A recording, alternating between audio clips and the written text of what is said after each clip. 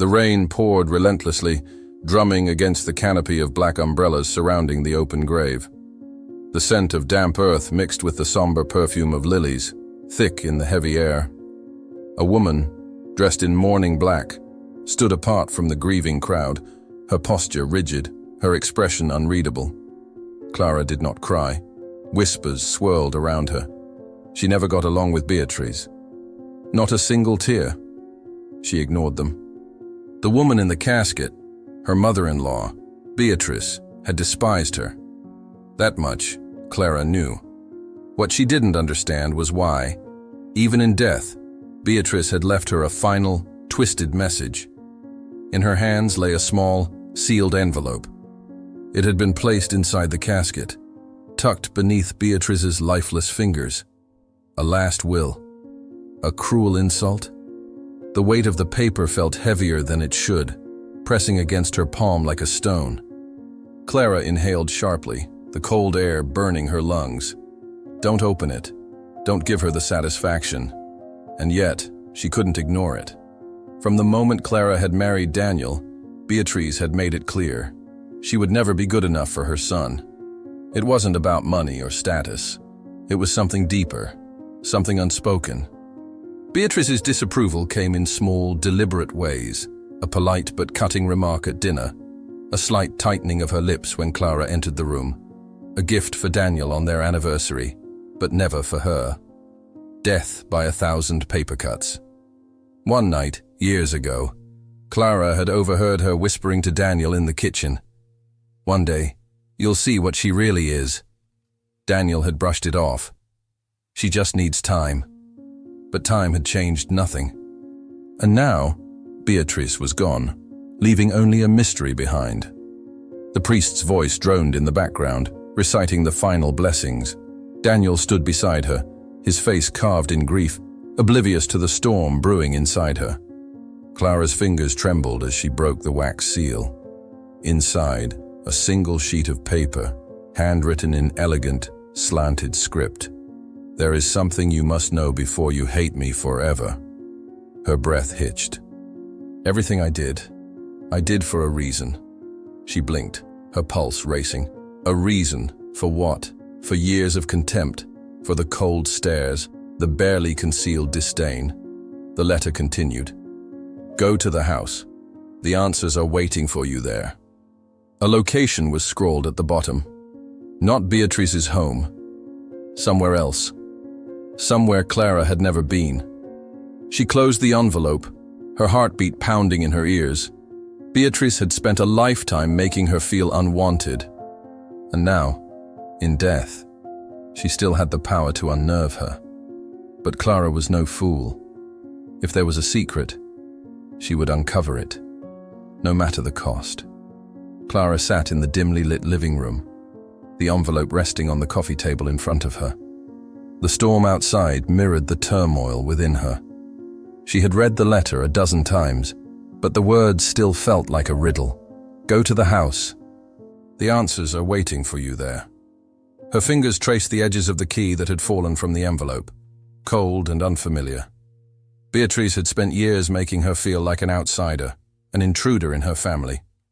So why would she, of all people, leave her this? Daniel had gone to bed hours ago, exhausted from the funeral, drowning in grief. She could wake him, tell him about the letter, but something in her gut told her not to. This is between me and her. With a deep breath, Clara grabbed her coat, the key, and the address scribbled on the paper. The location was on the outskirts of town, past winding roads and forgotten neighborhoods. When she finally arrived, her breath caught in her throat. The house was old, weathered by time, its windows dark like hollow eyes. The air was thick with the scent of damp wood and decay. It looked abandoned, yet there was something unsettlingly familiar about it.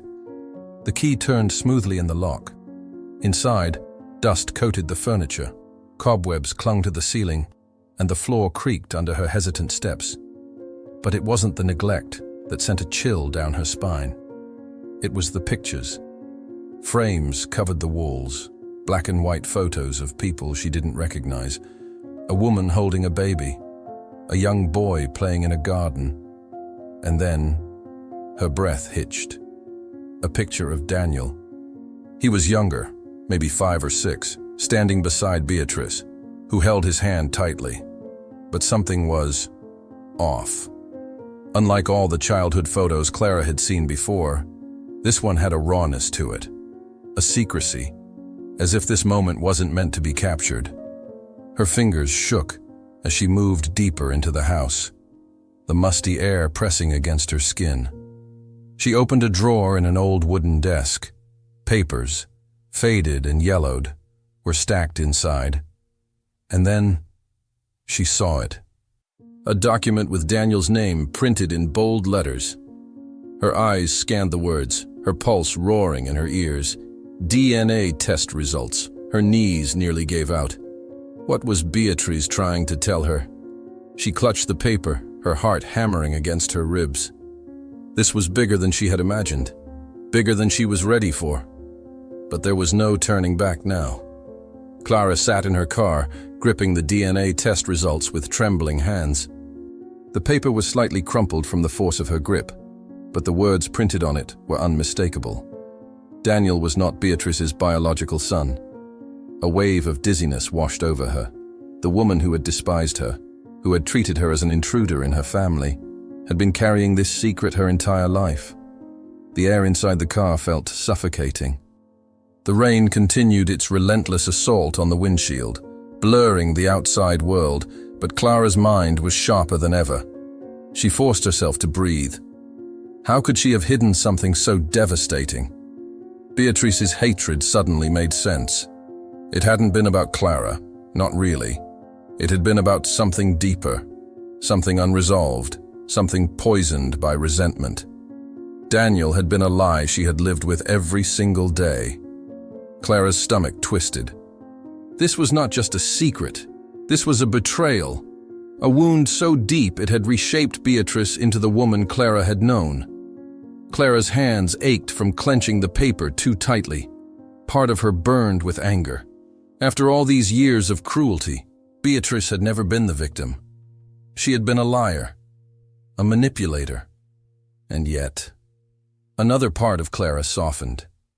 She thought of the photos in the house, the way Beatriz had held Daniel's hand, the rawness in her expression. She had not been an indifferent mother. She had been a mother clinging to something that was never truly hers. She raised him as her own. She protected him, loved him in her own broken way.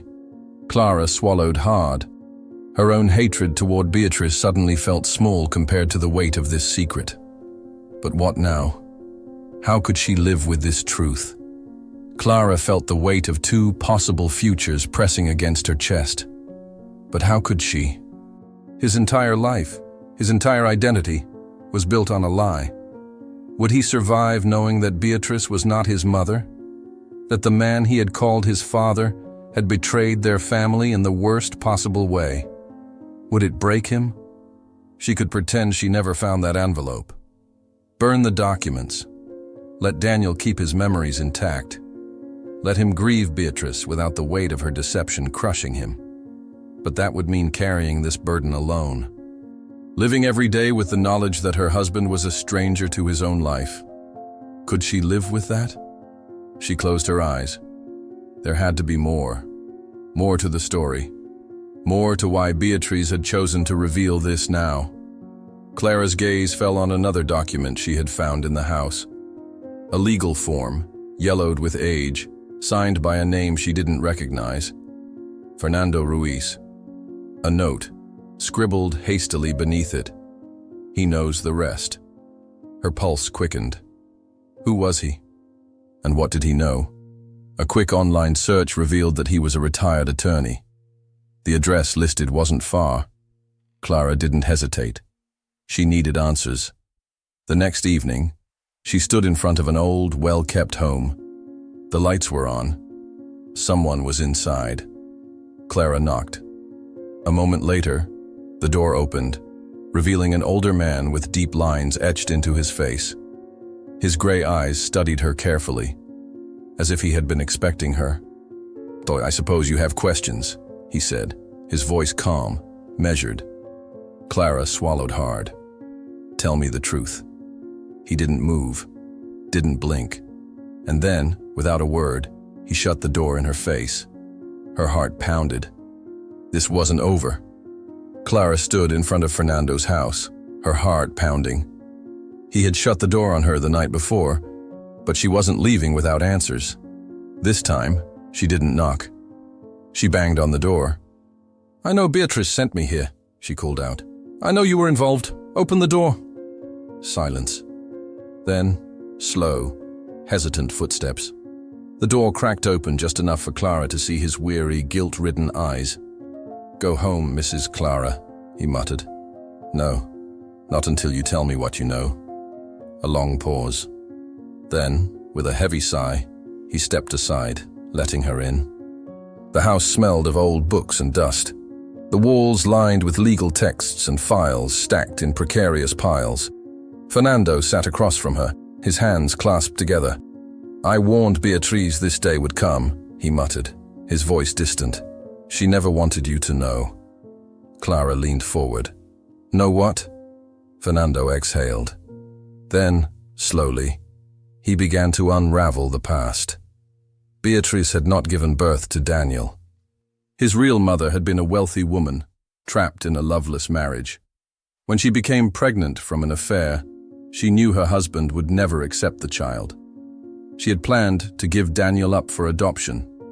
But fate had other plans, Fernando said grimly. She died in childbirth. Beatriz knew about the affair. She knew the child was innocent. So she did the only thing she could. She took him in. Clara's breath caught. She raised him as her own. Fernando nodded. Out of love, out of guilt, out of desperation, maybe all three. Clara felt the walls closing in around her. This wasn't just a secret. This was a stolen life. "And you helped her cover it up." Clara's voice was sharp. Fernando's jaw tightened. "I did what needed to be done." Clara felt sick. She couldn't keep this from Daniel any longer. She drove home in a blur, her mind spiraling through every possibility. Would he hate her for telling him? Would he hate Beatriz? Would he even believe it? When she stepped into their house, Daniel was sitting at the dining table, staring at nothing. "Where were you?" he asked, his voice hollow. Clara hesitated. "I was getting answers." She placed the documents on the table. "Daniel, there's something you need to know." He barely glanced at the papers. His mother had just died. He didn't want more grief, but there was no turning back. "Beatriz wasn't your mother." The room fell into suffocating silence.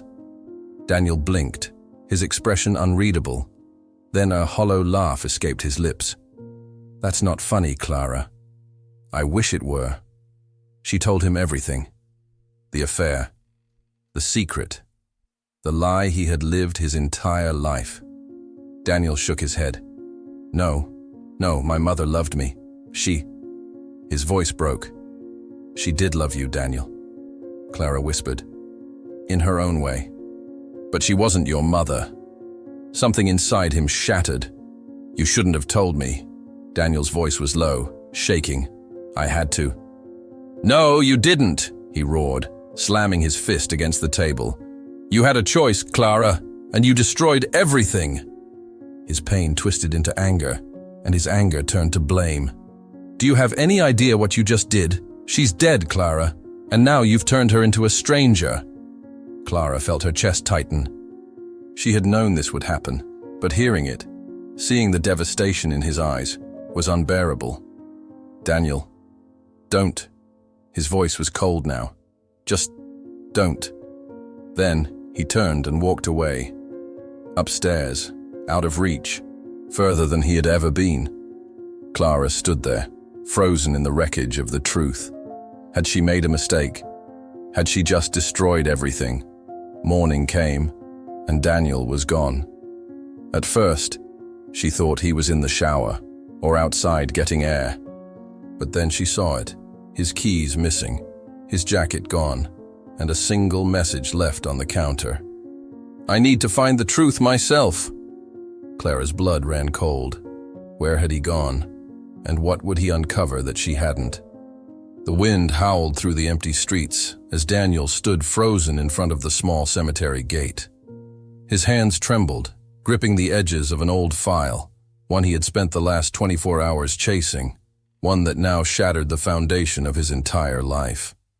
His mother had died giving birth to him. His father, the man who should have protected him, had wanted nothing to do with him.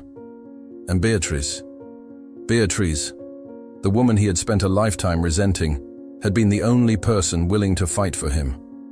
A lump formed in his throat. He could barely breathe. All these years, he whispered, his voice breaking. He had blamed her, hated her, and she had saved him. Daniel collapsed onto a nearby bench, his mind spinning. Fernando had finally spoken. The truth had spilled from his lips like poison, each word sinking into Daniel's chest with unbearable weight. Your mother was married to a powerful man. When she got pregnant, it wasn't his child. She planned to leave, to raise you on her own, but she never got the chance. Daniel had clenched his fists. And my father? Fernando had given him a long, tired look. He wanted to erase you. Daniel swallowed hard, his stomach twisting. Beatriz was the only one who stepped forward. She couldn't let that happen. The memories flooded back. Beatriz's cold stares, her sharp words, the distance between them. Had it been guilt, or had it been fear? And yet, despite it all, she had never let him go. He felt his chest cave in with the unbearable realization she had loved him, in the only way she knew how, and now she was gone. Clara found Daniel hours later, still sitting in that same spot, his hands gripping the old documents like they were the last pieces of his sanity. She didn't speak. She simply sat beside him, letting the silence stretch between them. "She saved me," he finally said, his voice barely above a whisper. "And I never even saw it." Clara placed a gentle hand over his. "She wanted you to find out. That's why she left the letter." His eyes, red and hollow, met hers. "I don't know if I can forgive myself, Clara." She squeezed his hand. "Then don't. Not yet. Just try to understand her." He nodded, but the pain didn't fade. "She's gone," he murmured. "And I can never tell her that I—" His voice broke. Clara didn't let go of his hand. Maybe she already knew. Days passed. Daniel barely spoke, but the distance between them slowly faded. One morning, as Clara was going through Beatriz's belongings, she found one last envelope tucked inside a worn-out jewelry box. Her heart pounded. Had Beatriz hidden another secret? She hesitated before opening it, her fingers brushing against the delicate paper. Inside, a small note, written in Beatriz's slanted, elegant handwriting. "If you found this, it means you were strong enough to know the truth. But there is something else you must understand." Clara's breath hitched. "I never hated you, Clara. I was afraid. Afraid that you would take him away from me. Afraid that, one day, he would stop being my son. And for that, I am sorry." Clara's vision blurred with tears. All this time, Beatriz had been afraid of losing him. And in trying to hold on, she had only pushed him further away. She folded the letter carefully, clutching it to her chest. "Daniel needs to read this." Daniel stood in their living room, staring at the note in his hands. His expression was unreadable. Slowly, his fingers traced over Beatriz's handwriting. "I never hated you, Clara." He let out a shaky breath, his grip tightening. "She was scared," he murmured. "She loved you." Clara took a step closer. She just didn't know how to show it. Daniel closed his eyes, and for the first time in days, his shoulders didn't seem so heavy. "I wish I could tell her that I understand now," he whispered. Clara gave him a sad smile. Maybe she already knew. Daniel exhaled slowly, nodding. The weight of the past would never truly disappear. But maybe, just maybe, they could move forward, together. As Clara tucked the letter away, a flicker of something else caught her eye inside the jewelry box. Another envelope. Her breath caught. Not from Beatriz, but from Fernando. She hesitated before picking it up. The name on the front wasn't Daniel's, it was hers. Clara's pulse quickened. "What else were you hiding, Beatriz?" She slowly peeled the envelope open and gasped. If you enjoyed this story and want to see its continuation, comment below. Thank you for watching.